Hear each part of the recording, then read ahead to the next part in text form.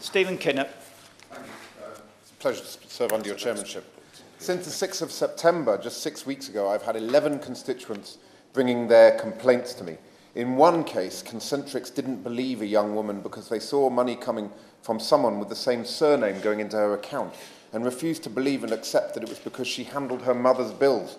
That lady had to pawn her late father's jewellery so she could put food on the table for her family, just because she was helping out her ageing mother. For another, her tax credit stopped after the Concentrix system incorrectly calculated that she'd worked under the threshold.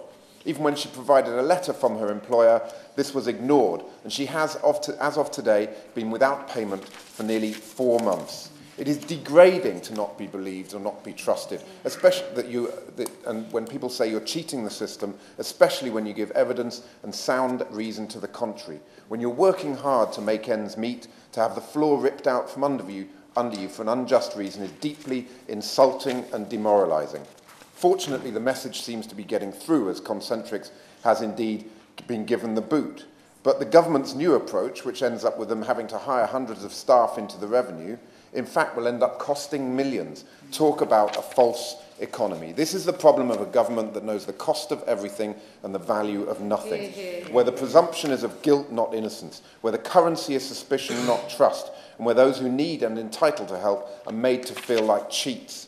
Theresa May claims that she wants to build a country that works for everyone, and yet her government is consistently undermining some of the basic binds that are supposed to hold our country together.